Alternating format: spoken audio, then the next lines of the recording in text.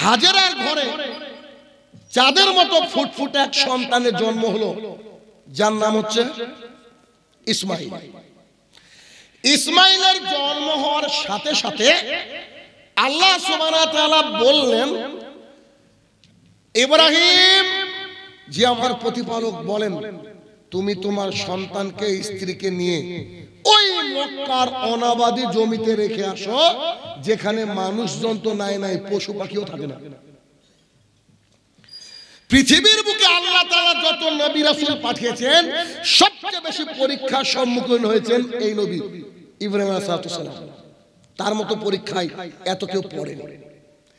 সদ্যজাত সন্তান স্ত্রী হাজেরা উভয়কে নিলেন, চলে গেলেন মক্কায়। এখন যেখানে কাবা অবস্থিত, সেখানে এমন একটা জায়গা ছিল, না ছিল কোনো পশু পাখি, না ছিল কোনো জনপদ, ওই দিক দিয়ে কোনো মানুষ পর্যন্ত হাঁটতো না, একেবারে রেগিস্তান, বিরান অঞ্চল। তো তিনি হাজেরাকে এবং ছোট্ট কলিজার টুকরা শিশু যে এখনো দুধ পান করে, তাকে রেখে রিটার্ন হচ্ছেন। সাথে দিয়েছেন এক মশক পানি। মশক বুঝেন কি? যেমন জগ বুঝি না আমরা, ঠিক তেমন করে চামড়ার ব্যাগ যার মধ্যে পানি রাখা হয়, তার নাম হচ্ছে মশক। এক মশক পানি যা 2-3 দিন চলবে, আর কিছু খেজুর, কাঁচা পাকা কিছু খেজুর রেখে তিনি চলে আসছেন। হাজেরা পিছে পিছে আসছেন আর বলছেন, ইব্রাহিম, একটু দাঁড়ান না, একটু দাঁড়ান না, আপনি আমাদেরকে কোথায় রেখে যাচ্ছেন? আপনি আমাদেরকে যেখানে রেখে যাচ্ছেন, এখানে কোনো মানুষও নাই, পশুও নাই, আমরা যে মারা পড়বো, আপনি আমাদের কথা শুনুন। ইব্রাহিম আলাইহিস সালাম কোনো কথা শুনছেন না, তিনি দ্রুত বেগে হেঁটে যাচ্ছেন। হাজেরা পিছন পিছন ছুটছেন, তিনি দ্রুত হেঁটে যাচ্ছেন। হাজেরা পিছন পিছন ছুটছেন, তিনি দ্রুত হেঁটে যাচ্ছেন। কোনো কথা হচ্ছে না, একেবারে কাটা কবুতরের মতো ছটফট করছে হাজেরা। তখন তিনি এক পর্যায়ে বললেন, তার মানে আল্লাহ তাআলা আপনাকে বলেছে নাকি যে ইব্রাহিম, যাও তোমার বিবি বাচ্চাকে ওই অনাবাদী জমিতে রেখে আসো? এটা কি আল্লাহ আপনাকে নির্দেশ দিয়েছেন? তখন ইব্রাহিম আলাইহিস সালাম থেমে বললেন, জি, আল্লাহ আমাকে নির্দেশ দিয়েছেন। এতটুকু কথা বলার পর তিনি তাদের দিকে তাকালেন না। তারপরে তিনি চলে যাচ্ছেন। চলে যেতে সানিয়া নামক একটা জায়গায় তিনি ঘুরে দেখছেন তার বউ বাচ্চাকে দেখা যায় না। তখন তিনি আল্লাহর দরবারে হাত তুলে বলছে, হে আমার প্রতিপালক, আমি আমার স্ত্রী কলিজার টুকরা সন্তানকে এমন একটা জায়গায় রেখে আসলাম, যে জায়গায় কোনো মানুষ থাকে না, পশু পাখি থাকে না, জানি না কি করবা, তুমি বলেছো রাখতে, তাই আমি রাখলাম। হাজেরা সঙ্গে সঙ্গে তিনি বলছেন, আচ্ছা, আল্লাহ যদি আমাদেরকে রাখতে বলে, তো আপনি আমাদেরকে রেখে যান, নিশ্চিত আল্লাহ আমাদেরকে সাহায্য করবে। কত বড় যে বাক্য বলেছিল, জানি না নওদার মানুষকে আমি আজকে বুঝাতে পারবো কিনা। এই বাক্যের ওয়েট কত বড়, কেমন? যেখানে দেখছে পানি নাই, যেখানে দেখছে খাদ্য নাই, যেখানে দেখছে বাড়ি ঘর নাই, যেখানে দেখছে জনপদ নাই, তিনি কাটা কবুতরের মতো ছটফট করছে, তার স্বামী রেখে যাচ্ছেন। অথচ যখনই বলেছে আল্লাহ রাখতে বলেছে, তার ভরসাটা কোন লেভেলের? তিনি বলছেন, নিশ্চিত আল্লাহ তাআলা আমাদেরকে না খাইয়ে মারবেন না। হাদিসের ব্যাখ্যা বিশ্লেষণ পরে আগে শেষ করি। অনেক লম্বা ঘটনা, অনেক লম্বা কথা, কত যে শিক্ষার আছে এটা দেখেন। তারপরে যখন ইব্রাহিম আলাইহিস সালাম চলে গেলেন, আল্লাহর কাছে দোয়া করলেন, আল্লাহ, তুমি আমাকে পরীক্ষা করতে চেয়েছো, তাই আমি নির্দয়ের মতো তাদেরকে রেখে চলে আসলাম, তোমার অনাবাদী জমিতে রেখে গেলাম, তুমি তাদেরকে দেখো। এই কথা বলে তিনি চলে গেলেন। 2-1 দিন পর খাবার ফুরিয়ে গেল, খেজুর ফুরিয়ে গেল, পানিও ফুরিয়ে গেল। আর হাজেরা পানি পান করতো, ইসমাইলকে দুধ পান করাতো। হাজেরা দেখলো খাবারও শেষ, পানিও শেষ। এখন ছেলে দুধের জন্য ছটফট করে, কলিজার টুকরা সন্তান পানির জন্য ছটফট করে। তখন হাজেরা দেখলো যে কোথাও পানি নাই, এখন অবস্থা কি? খুব টেনশনে পড়ে গেলেন। তো এই দিকে ছিল মারওয়া, ওই দিকে ছিল সাফা, এই দুটো পাহাড়। তিনি সেই পাহাড়ের উপরে উঠলেন, কিন্তু সন্তানকে নিয়ে পাহাড়ের উপরে উঠা খুব কষ্ট। সন্তানকে রেখে দিলেন নিচে, সন্তানকে রেখে দিয়ে তিনি পাহাড়ের উপরে উঠলেন, সাফাতে উঠলেন। সাফা পাহাড়ের উপরে উঠে কোথাও দেখছেন যে কোনো পাখি উঠছে না, কোথাও কোনো জনপদের খবর নেই, কোথাও যেন কোনো কাফেলা যায় না। তার বুকের মধ্যে দূর দূর করছে, হে আমার প্রতিপালক, আমি তো মারা যাব, আমার সন্তান মারা যাবে। উঠে দেখছে সন্তানকে দেখা যায় না, তাই একটু নেমে ওখান থেকে এই তার কামিজটাকে তুলে, ওড়নাটাকে তুলে দিচ্ছে দৌড়। দৌড় দেওয়ার পর দেখছে ছেলে আছে, ওখান থেকে আরেক দৌড় দিয়ে চলে যাচ্ছে মারওয়া, মারওয়া থেকে সাফা, সাফা থেকে মারওয়া, এরকম করে তিনি 7 বার দৌড়ালেন। 7 বার দৌড়ে যখন তিনি সাফা থেকে মারওয়া, মারওয়া থেকে সাফা পাহাড়ের উপরে, তখন তিনি একেবারে ব্যতিব্যস্ত। আপনি কল্পনা করতে পারছেন একজন কলিজার টুকরা সন্তানকে বাঁচানোর জন্য মায়ের কত আকুতি, যার পূর্ণাঙ্গ ভরসা আছে আল্লাহ তাআলার উপরে। হাজেরা বলছেন, আমি যখন সাফা অথবা মারওয়ার উপরে দাঁড়িয়েছিলাম, আমি তাকে দেখছি, আমার সন্তানের পাশে একটা ফেরেশতা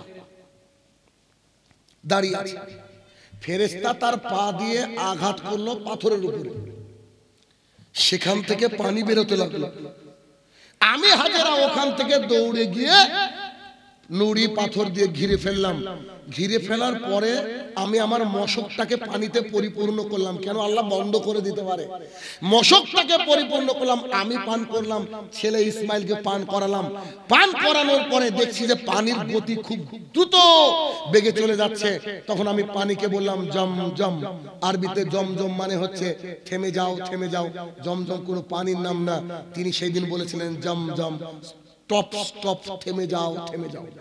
পানি থেমে গেল, একটা নহর শুধু কুয়োর মতো জারি থাকলো। তো তিনি বলছেন তারপর থেকে ছেলেকে পানি পান করাই, আমি পানি পান করি। এভাবে চলতে লাগলো বেশ কিছুদিন। চলতে চলতে চলতে দীর্ঘদিন পার হয়ে গেল।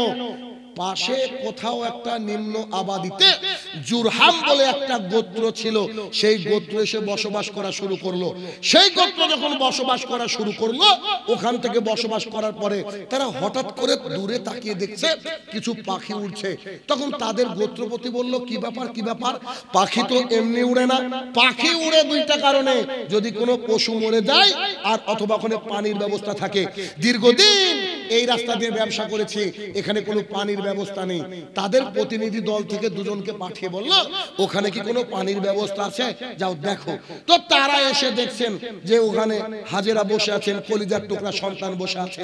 তো তারা তাকে বলল, আপনি কি অনুমতি দিবেন আপনার পাশে আমরা এসে বসবাস করব, আর একটু পানি পান করব? আরবের বুকে আজও পানির খুব ঘাটতি, আজও খুব ঘাটতি।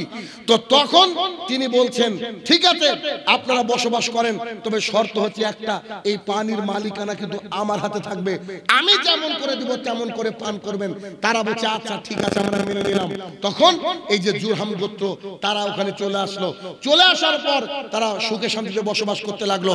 আর তখনই ইব্রাহিম আলাইহিস সালামের সন্তান ইসমাইলকে তারা আরবি শিখালো। কি শিখালো? আরবি। নবীদের মধ্যে তিনি প্রথম যিনি আরবি কথা বলেছিলেন।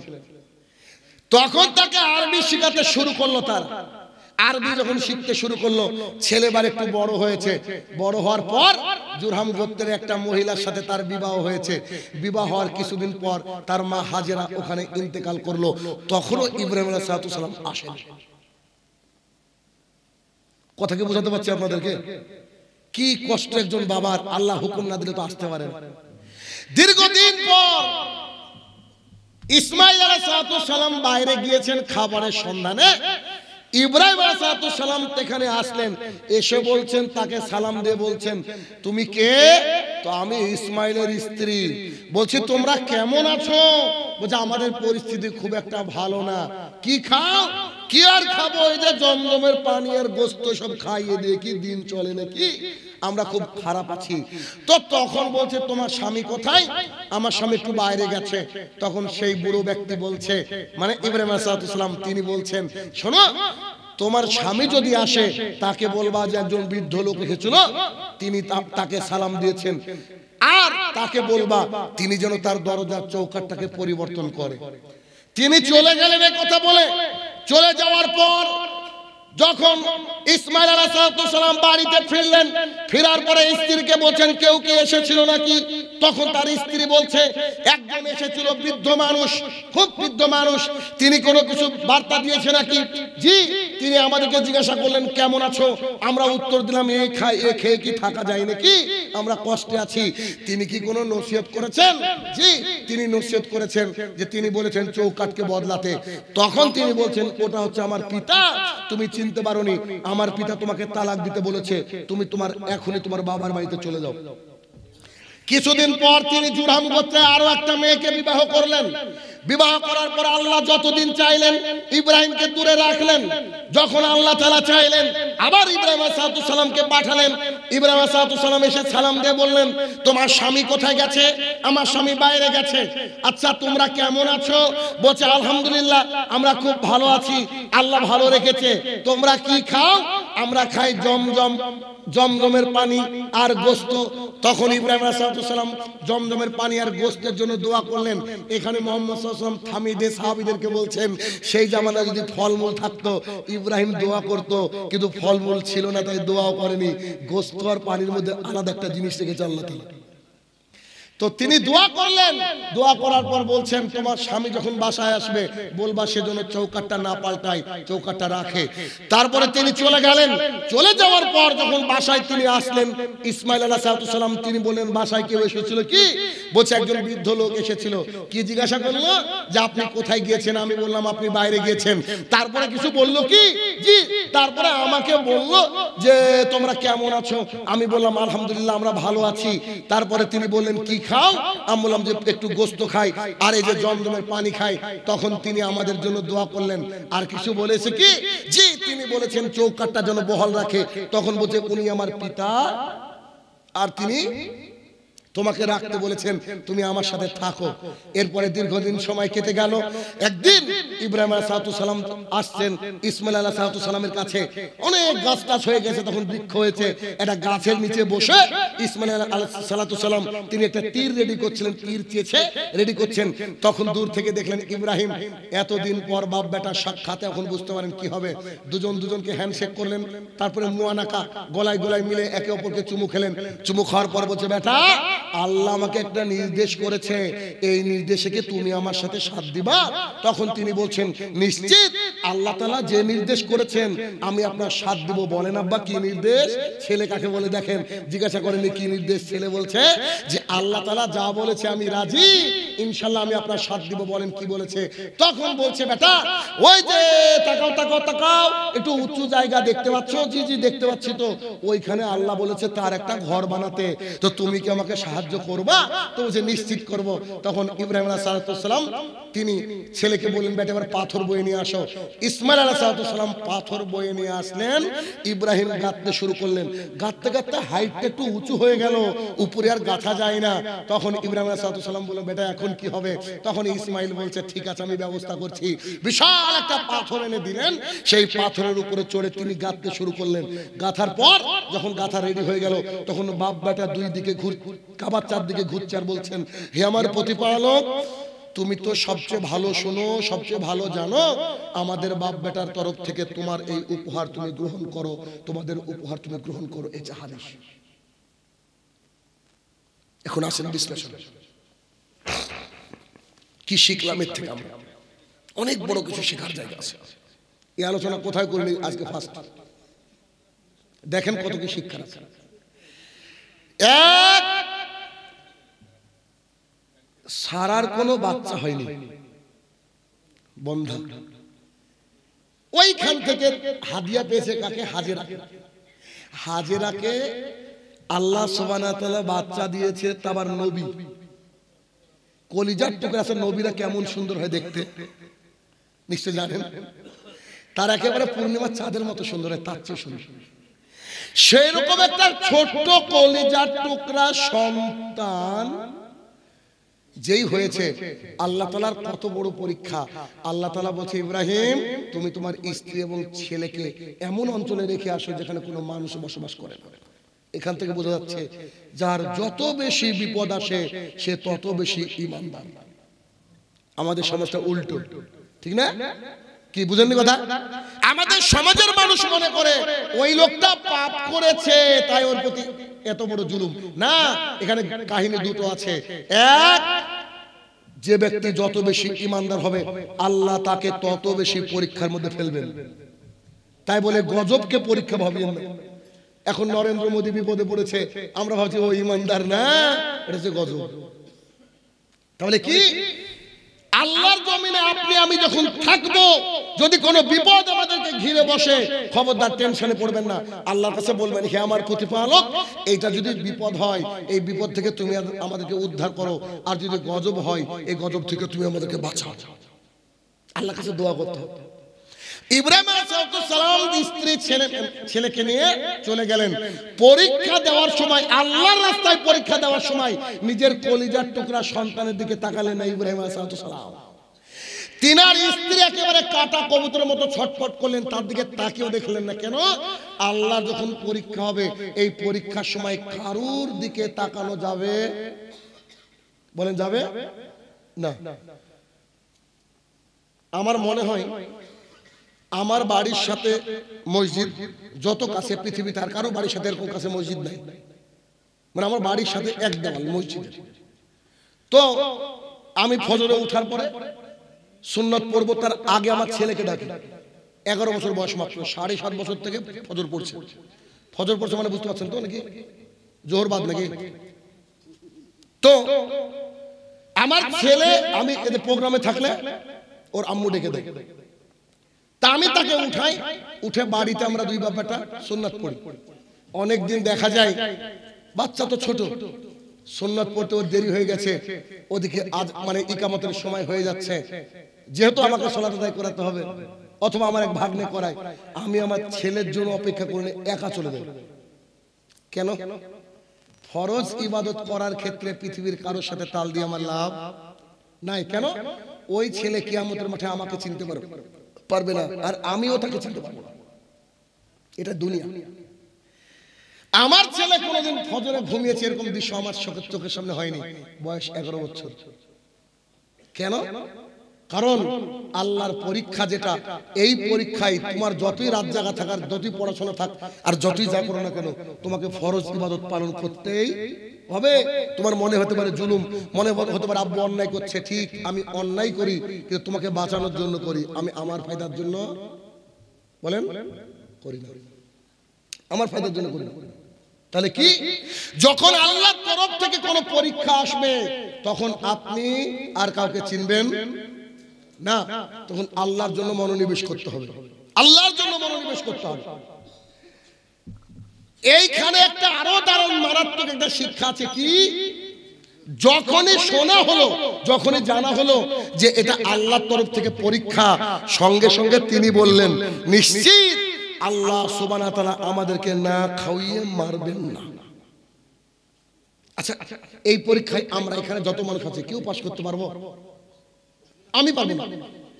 আপনারা কি পারবেন? আমরা আমাদের স্ত্রী, আমাদের ছেলে, আমাদের মেয়ের কাছে আমরা দুর্বল, তাই না? দুর্বল না? সে যদি একটু তাদের অসুস্থতা হয়, আমরা যেন পাগল পারা হয়ে যায়, সারা রাত জেগে থাকি কলিজার টুকরা সন্তানের জন্য। সেই কলিজার টুকরা সন্তান এবং নিজের স্ত্রীকে রেখে চলে আসেন, তাদের দিকে তাকাচ্ছেন না। আর তিনি কেমন স্ত্রী ছিলেন, কেমন আল্লাহর বান্দি ছিলেন, তিনি বললেন আল্লাহ আমাদেরকে রক্ষা করবে, করবেই করবে। এই ঈমান আমাদের স্ত্রীর মধ্যে ইনস্টল করতে হবে, আমাদের স্ত্রীর মধ্যে আনতে হবে, আমাদের নিজেদের মধ্যে আনতে হবে যে আমি আল্লাহর কাছে দোয়া করলে নিশ্চিত আল্লাহ আমার দোয়া শুনবে। আর আল্লাহ যখন আমাকে পরীক্ষা করবে, এই পরীক্ষার সময় আল্লাহ সুবহানাহু ওয়া তাআলা আমাকে সাহায্য করবে। ঠিক যেমন করে মুসা আলাইহিস সালামের সঙ্গীরা বলেছিল আমরা তো ঘেরা পড়ে গেছি, তখন মুসা কি বলেছিল? কোশ্চিন কারো নয়, আল্লাহ তাআলা বলেছে তোমার হাতে কি? বলছে লাঠি। বলছে মারো সমুদ্রে। তিনি সমুদ্রে মারলেন, আল্লাহ তাআলা রাস্তা তৈরি করে দিলেন। আল্লাহ তাআলা কি করলেন? রাস্তা তৈরি করে দিলেন। আচ্ছা, আসেন তারপরে এখান থেকে দ্বিতীয় শিক্ষা এটা পেলাম যে আল্লাহ সুবহানাহু ওয়া তাআলার পরীক্ষার সময় স্ট্রং থাকতে হবে।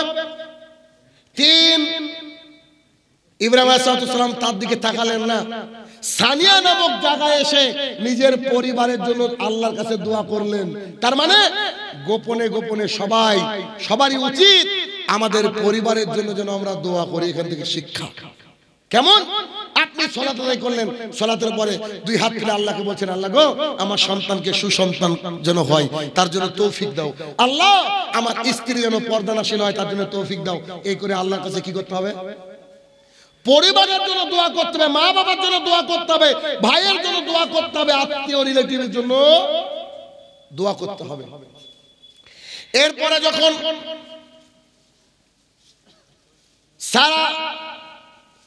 ওই হাজেরা কলিজার টুকা সন্তানকে খাবার দেওয়ার জন্য দৌড়াচ্ছিলেন সাফা মারওয়া। এখানে একটা ঘটনা আছে আপনাদেরকে বলি। আমি প্রথমবার যখন উমরাতে গেলাম, উমরাতে যাওয়ার পরে দেখছি এখন কিন্তু সাফা মারওয়া এরকম করে এই যে সামিয়ানা আছে না, এরকম করে মসজিদের মধ্যে এখন মানে হারাম শরীফ যেটা বলছে না, হারাম শরীফের মধ্যে এরকম ছাদের তলে এইখানে লেখা আছে মারওয়া, এখানে সাফা। কিন্তু মারওয়া যেখানে লেখা আছে, সাফা যেখানে লেখা আছে, ওখান থেকে একটু এরকম জায়গায় একটা সবুজ লাইট দেওয়া আছে, সবুজ লাইট। আর এইখানে একটা সবুজ লাইট দেওয়া আছে। মানুষ কি করে? সাফা মারওয়ার এই যে তাওয়াফ, এটাকে তাওয়াফ বলে না, এটাকে বলে সাই। কি বলে? সাই। ওই যে হাজেরা করেছিল 7 বার, তাই মুসলমানের জন্য হজ করতে গেলে, উমরা করতে গেলে এটা করা লাগে। তো আমি দেখছি লোকজন হাঁটছে, হঠাৎ করে ওই যে সবুজ জায়গা আছে ওখান থেকে দিচ্ছে দৌড় ওই সবুজ পর্যন্ত, আবার ওখান থেকে হাঁটছে, আবার সবুজ আসলে ওখান থেকে দিচ্ছে দৌড়। আমার ঘটনা জানা ছিল না, আমি 2009-10 ঘটনা বলছি। আমার জানা ছিল না, আমি বললাম ঘটনা কি। পরের বার যখন উমরাতে গেলাম, গুগলে সার্চ দিলাম যে ওইখানকার শানে নজরুল কি, ঘটনা কি। তখন এই যে আজকে যে ঘটনা আপনাকে শোনালাম এই ঘটনা, তখন আমি যখন সাই করছি তখন আমার মনে হচ্ছে যে হাজেরা যেমন তার সন্তানের জন্য কেঁদে কেঁদে দৌড়েছিল, তখন আমি যখন দৌড়াচ্ছি আল্লাহর কসম করে বলছি আমার চোখে পানি ছলছল করছে। কেন? রিয়াল ফিলিংসটা আমি পাচ্ছিলাম যে এভাবেই হাজেরা দৌড়াচ্ছিল। মানে জেনে ইবাদত করলে কি হয়, খুব মজা পান, দেখবেন। তো তখন আমি দেখলাম যে এইখান দিয়ে কে দৌড়িয়েছে? হাজেরা। আর এখান থেকে আমাদেরকে শিক্ষা যে ওইখান থেকে চালু হয়েছে এই যে সাফা মারওয়ার তাওয়াফ বা সাই। এরপরে শিক্ষা হলো, আমরা অনেকে জানি যে ওইখানে বলে যে ইসমাইলের পায়ের আঘাতে কি হয়েছে? জমজম। মিথ্যা কথা। এখানে জিবরাইল আলাইহিস সালাম ছিল, তার পায়ের আঘাতে ওখান থেকে পানি বেরোতে লাগলো। পানির নাম কখনো জমজম নয়, জমজম মানে হচ্ছে কি? থেমে যাও, থেমে যাও। তিনি সেই দিন বলেছিলেন থেমে যাও, থেমে যাও। রাসূল সাল্লাল্লাহু আলাইহি ওয়াসাল্লাম এই হাদিস বলতে গিয়ে সাহাবীদেরকে বলছে, সেদিন যদি ওই হাজেরা দোয়া না করতো তাহলে নদীর মতো জমজম বয়ে চলতো। সুবহানাল্লাহ। বুঝতে পেরেছেন? বিজ্ঞানীরা আবিষ্কার করেছে জমজমের পানির মধ্যে আছে রোগের শেফা। সুবহানাল্লাহ। জাপানের একজন বিজ্ঞানী পানি নিয়ে গবেষণা করে নোবেল পুরস্কার পর্যন্ত পেয়েছেন। বুঝে এই পানি পৃথিবীর সর্বশ্রেষ্ঠ পানি। ইসলাম একেবারে পূর্ণাঙ্গ জীবন বিধান। বিজাতিরা এগুলো বুঝতে চায় না। তাহলে সেই পানি যদি কেউ কোনো রোগ বালাই দূর হওয়ার নিয়তে দাঁড়িয়ে পান করে, আল্লাহ সুবহানাহু ওয়া তাআলা হয়তো তার রোগ সেরে দিতে পারে। আল্লাহ তাআলা ভালো।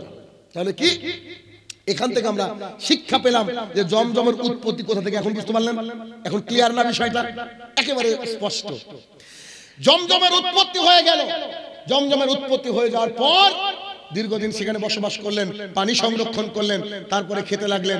ওই যে জুরহাম গোত্র, সেখানে সে অনুমতি চাইলেন, যখন আপনার মেহনতে কোনো কিছু পাবেন আপনার আন্ডারে থাকবে, খবরদার সেই জিনিসটা অন্যের ইখতিয়ারে পুরোপুরি দিবেন না। খবরদার দিবেন না। যদি আপনি আমি দিই তাহলে কি হবে? সেখানে মানুষ অন্যদিকে চলে যাবে। আপনাকে ছোট্ট একটা কথা বলি, রিসেন্ট কেউ লালবাগে গিয়েছেন ঘুরতে? রিসেন্ট গিয়েছেন? আচ্ছা, কাঠগোলা বাগানে ঢুকেছেন? কাঠগোলা বাগানে গিয়ে দেখবেন এখন পাখির একটা জায়গা করা হয়েছে। শুরুতে ঢুকে পাখির ওই পাশে, ওখানে ঢুকে শুরুতে দেখবেন কিছু পুজো রাখা আছে, দেবতা। দেখেছেন? এরিয়া কাজ ছিল বলেন? নবাব কি হিন্দু ছিল নাকি? তো তার জায়গাকে এখন ইউজ করতে দিয়ে দিয়ে কি হয়েছে, তারা মন্দির বানিয়েছে। কেন? মুসলমানের বাচ্চা, ইহুদির বাচ্চা, খ্রিস্টানের বাচ্চা সবাই তো ঢুকবে, তাহলে পুজো কেন? যদি ধর্মনিরপেক্ষ বলা হয় দেশকে, তাহলে কিছুই থাকবে না, শুধু ওয়েলকাম লিখেন। বুঝেন কথা? না সালাম থাকবে না নমস্কার থাকবে, তাই তো না? তাই তো, কিন্তু ওখানে গিয়ে পুজো। তার মানে আমার সন্তান আপনার সন্তানকে বোঝানো হচ্ছে যে ঠাকুরকে প্রণাম করো, তারপরে ঢুকো। আস্তাগফিরুল্লাহ। বুঝতে পেরেছেন কথা? তার মানে এইখানে বিষয়টা হচ্ছে এই যে আমরা যখন আমাদের মালিকানা থাকা জিনিস অন্য কাউকে দিয়ে দেব, সেটা একদিন আমাদেরকে ছুড়ে ফেলে দেবে। এই জন্য হাজেরা করলেন কি, তিনি বললেন তোমরা এখানে বসবাস করো, কিন্তু পানি আমি যেমন করে দেবো তেমন করে পাবা, মালিকানা তোমাদেরকে পূর্ণাঙ্গ দেবো না। এজন্য নিজের কোনো কিছুর মালিকানা খবরদার কাউকে ভাগ বসেন না, একদিন তাড়িয়ে দিবে। ঠিক যেমন করে এই ভারতবর্ষের বুকে ইস্ট ইন্ডিয়া কোম্পানি এসেছিল ব্যবসা করতে, এসে 200 বছর আমাদেরকে গোলামিতে পরিণত করেছিল। তারা ব্যবসা করতে এসেছিল, কথা বোঝা গেল কিনা? আচ্ছা, এরপরে যখন তারা বসবাস করতে শুরু করলেন, বসবাস করার পরে তিনি বিবাহ করলেন। বিবাহ করার পরে তার বাবা আসলেন, ইব্রাহিম আলাইহিস সালাম আসলেন। কিন্তু সেই বউটার উচিত ছিল আলহামদুলিল্লাহ বলা। মানুষ যে অবস্থায় আছে তার আলহামদুলিল্লাহ বলা উচিত। কেন বলেন তো? একজন লোক রাস্তায় হেঁটে যাচ্ছে, হেঁটে যেতে যে রাস্তা তৈরি করে না, পিস পিস দেয়, তো পায়ে পিস লেগে গিয়েছে। পিস লেগে গিয়েছে তো বলছে পিসটা লেগে গেল, জুমার নামাজ পড়তে যাচ্ছি, মসজিদ থেকে বেরিয়ে এক জোড়া জুতো বা স্যান্ডেল কিনবো। গরিব মানুষ এটা ভাবতে ভাবতে যাচ্ছে, মসজিদের গেটে গিয়ে দেখছে একজন ব্যক্তি শুয়ে আছে, তার 2টা পাই নাই। তখন সেই ব্যক্তি বলছে, আল্লাহ জুতো আর কিনবো না, তাতে পিস লাগুক, আলহামদুলিল্লাহ যে তুমি আমাকে 2টো পা দিয়েছো। এমনও মানুষ আল্লাহর জমিনে আছে যারা 2 চোখে কিছু দেখতে পাই না। এমনও মানুষ আছে যারা আজকেও খাবার খাওয়ানো হয় এই সাইড দিয়ে নল ঢুকিয়ে, আছে না? দেখেন আপনি কত কষ্টে মানুষ আছে, অথচ আল্লাহ আমাদেরকে কত সুস্থ রেখেছে, তারপর আমরা হাই আলা সালাহ ডাকে মসজিদে যাই না। কত বড় নাফরমান বান্দা, কত বড় নাফরমান। তাহলে কি এই যে অবস্থায় যে হালাতে থাকা উচিত, কি বলা উচিত? আলহামদুলিল্লাহ। তিনি যখন আলহামদুলিল্লাহ বললেন না, তার মানে ওই স্ত্রী তার জন্য কল্যাণকর নয়। বাবা নিজে বলে গেলেন যে তুমি কি তোমাকে কি করতে হবে, তোমাকে যেন মানে চৌকাঠ যেন চেঞ্জ করে। ছেলে তার কোনো কথাই শুনলেন না। প্রথম বাক্য কি বললেন? তিনি আমার বাবা, তিনি তোমাকে তালাক দিতে বলেছেন, তুমি এখনই তোমার বাবার বাড়িতে যাও। এখন কি করো? তোমার বাবার বাড়িতে যাও। এবার আপনার স্ত্রীকে এই গল্প শোনাবেন, এই ঘটনা শোনাবেন। যদি একটু বেশি কায়দা করে তো বলবি, you have to go to your বাপের বাড়ি। বুঝেননি? স্ত্রীকে এক কথাও তালাক দেওয়া যায়। কারণ অনেক মানুষ আমাদের কাছে ফোন করে দেখে, সব কিছু করতে পেরেছে, স্ত্রীকে আজ পর্যন্ত বোরকা পরাতে পারেন, দুজনেই জাহান্নামে যাবে। বুঝতে পারেননি? এক হচ্ছে ডাইভোর্স, আর ও হচ্ছে পর্দা না করা। অতএব ভাইয়ের আমার, খুব মুশকিল একটা ব্যাপার। তাহলে কি এই তারপরে ইমিডিয়েট জুরহাম গোত্রের আরো একজন মেয়েকে বিবাহ করলেন। এখানে আরো একটা শিক্ষা, কারোর যদি স্ত্রী মারা যায়, as soon as possible তাকে বিবাহ করতে হবে। কথাটা শুনতে খারাপ লাগবে, কিন্তু যদি বিবাহ না করে আপনি 500 টাকার স্ট্যাম্প পেপার লিখে আনুন, আমি বলবো ও অল্প দিনের মধ্যে পরকীয়া জড়িয়ে পড়বে। পড়বে কি পড়বে না? আল্লাহ তাআলা নারী পুরুষকে এইভাবেই সৃষ্টি করেছে। এই জন্য ভাইয়েরা আমার শুনে রাখেন, আপনাদের পিতা যদি জীবিত থাকে, মাতা যদি মারা যায়, বয়স পিতার 65 হোক 60 হোক, পিতাকে ফুসলে ফাসলে রাজি করে বিয়ে করে দেন। কেন? আপনি আপনার স্ত্রী নিয়ে ঘরে দরজা আটকে শুয়ে পড়বেন, সেই লোকটার কাশি উঠলে রাত্রিবেলা 1 গ্লাস পানি দিতে আপনার স্ত্রী বেরোবে না। তার জন্য একজন শেষ বয়সে গল্প করার লোকও দরকার হয়। আমাদের সোসাইটি নাম দিয়েছে কি, এই লোক হচ্ছে লুচ্চা গো, বউ মরলো, কবরে মাটি শুকায়নি, এবার মেয়ে দেখতে বলছে। আমি শাইনুর রহমান বলছি আপনাকে দেখতে হবে। এটা হচ্ছে শরীয়ত, নইলে পাপ করবে, নইলে কি করবে? পাপ করবে। জি, তো তিনি কি করলেন? বিবাহ করলেন। ইব্রাহিম আলাইহিস সালাম আবার আসলেন। আসার পরে তাদেরকে জিজ্ঞাসা করলেন, একই খাবার ছিল তাই না, একই পানীয় ছিল, বেড়েছিল কি? কিন্তু তিনি বললেন, আল্লাহ আমাদেরকে অনেক সুখে রেখেছে। সুখে রাখলে যদি আল্লাহর সুখে সুখান্বিত হয়ে নিজেকে রেডি করতে পারি, আল্লাহ তাআলা সম্পদ বাড়িয়ে দেওয়ার মালিক, নিশ্চিত আল্লাহ বাড়িয়ে দেবে। সম্পদ তাদের বেড়েছিল কি বাড়েনি? বেড়েছিল। তারপরে দীর্ঘদিন পর পিতা যখন আসলেন, বাবা আর পিতা যে আলিঙ্গন, হ্যান্ডশেক করা, বাবাকে চেপে জড়িয়ে ধরা, বিদেশ থেকে ফিরে এই কাজটা করতে হবে। যদি অনেক লজ্জা লাগে আমাদের সমাজে, তারপরে বাবার সাথে হ্যান্ডশেক করতে হবে, কোলাকুলি করতে হবে। এটা এখান থেকে শিক্ষা। আরো একটা অন্যতম শিক্ষা, বাবা হয়েছে বলে ছেলের উপরে ছড়ি ঘোরাবে এমনটা নয়। বাবা যতই হোক না কেন, ছেলেকে গিয়ে বলতে হবে, বেটা এই কাজটা করব, তুমি কি রাজি আছো? মানে ছেলের অনুমতি বলেন নিতে হবে ছেলে। আমি প্রতিদিন আমার ছেলেকে অজুর গরম পানি তুলে দিই। কেন? নিশ্চিত ও কোনোদিন আমাকে তুলে দেবে বিপদগ্রস্ত হলে আমি, কারণ ও শিখছে। কারণ বাচ্চারাও তার প্রেস্টিজ বুঝে, বুঝেন না? বাচ্চারাও তার প্রেস্টিজ বুঝে। এই জন্য আমি যেমন আচরণ করব, তেমন আমার সন্তানের কাছ থেকে আচরণ পাবো। তাহলে কি এই, তারপরে শেষের দিকে আসছি, আলোচনা প্রায় শেষের দিকে। তিনি বলছেন যে বেটা, আল্লাহ তাআলা ঘর নির্মাণ করতে বলেছে, তাহলে প্রথম ঘর আল্লাহর ঘর হচ্ছে বাইতুল্লাহ। বুঝতে পেরেছেন? আল্লাহ সুবহানাহু ওয়া তাআলা আমাদের সবাইকে যারা উপস্থিত আছি, আল্লাহ গো যে যেখান থেকে শুনছি, সবাইকে ওই বাইতুল্লাহ একবার এক ঝলক তোয়াফ করার তৌফিক আদা করুক, আল্লাহুম্মা আমিন। একটা গোপন কথা বলি আপনাদের একটু মনটাকে ভালো করার জন্য। আমি যখন প্রথম মক্কা গিয়েছি, কয়েকবার আল্লাহ তাআলা নিয়ে গিয়েছে, বিশ্বাস করেন আমি মদিনা থেকে শুরু করে মক্কা পর্যন্ত কোনো সময় চোখের পানি শুকায়নি আমার। কেন জানেন? আমি তো ইতিহাসগুলো জানি, বুঝেন না? হেঁটে যাচ্ছে মনে হচ্ছে আল্লাহ রাসূল এই মাটি দিয়ে হেঁটেছেন। আমরা যখন এখন আমার সাথে কিছু বন্ধু গিয়েছিল, হিন্দি ওরা কাশ্মীরি, তো এক বন্ধু করেছে কি, বাথরুমে গিয়েছে, টয়লেটে গিয়েছে, আমি পেশাব করে বেরিয়ে এসে ওযু করেছি। ও টয়লেটে গিয়েছে, টয়লেটে যাওয়ার পর টয়লেট থেকে বেরায় না, 5 মিনিট 7 মিনিট 10 মিনিট। বলছি কিরে বাবা করিস কি টয়লেটের মধ্যে? অনেকক্ষণ পর বেরিয়ে এসে বলছে, ठीक है भाई तू ठहर जा, मैं वजू कर लेता हूँ। अब तू अंदर क्या कर रहा था? तो उसे तेरे को मालूम नहीं है, ये जो टॉयलेट बना हुआ है ये तो अबू जहल का घर है। मेरा याद चला गया मोहम्मद सल्लल्लाहु अलैहि वसल्लम का जमाना में, मैं सोचा आज तो लैट्रिन करूंगा, जरूर करूंगा, टाइम लेके करूंगा। বুঝেননি বোধহয় কথা। রাসূলুল্লাহ সাল্লাল্লাহু আলাইহি ওয়াসাল্লামের বাড়ি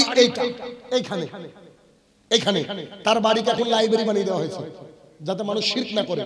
আর এইখানে হচ্ছে আবু জেহেলের ঘর, আর এইটা হচ্ছে কাবা। যারা গিয়েছেন তারা বুঝতে পারছেন আমার হাতের ইশারায়। এইখানে আবু জেহেলের ঘরকে সরকার কি করেছে, বাথরুম বানিয়ে দিয়েছে। ওই কাশ্মীরি বন্ধুরা বলছে ঢোকার পর মনে হলো তো আবু জেহেলের ঘর, আল্লাহ রাসূলকে কষ্ট দিয়েছে, ওকে আজকে ভালো করে পায়খানা করে। আবেগ আর কিছু না। তো এই হচ্ছে বিষয়। অনেক মানুষ গালি দেয়, বাথরুমে ঢুকে গালি দেয় যে আজকে তোর বাড়িতে পায়খানা করছি রে, তুই আল্লাহর নবীকে মেনে নিসনি, তুই বলে শিক্ষিত মানুষ, মানুষ নানার কথা বলে।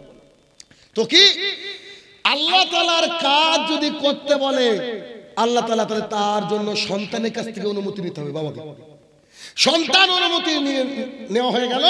এবার আল্লাহর ঘর বাইতুল্লাহ যখন প্রস্তুত করলেন, যদি আল্লাহর জন্য কোনো কাজ করেন তার জন্য আল্লাহর কাছে পেশ করতে হবে দোয়া। যেমন করে দুই বাপ বেটা চারিদিকে ঘুরছিলেন আর বলছিলেন, হে আমার প্রতিপালক, আপনি তো সর্বজ্ঞ, সর্বজ্ঞ, সর্বশ্রোতা, আপনি শুনেন, সব জানেন। আল্লাহ আমাদের দুই বাপ বেটার মেহনত, এই যে কাবা আপনাকে আমরা দিলাম, আপনি আমাদের মেহনতকে কবুল করেন।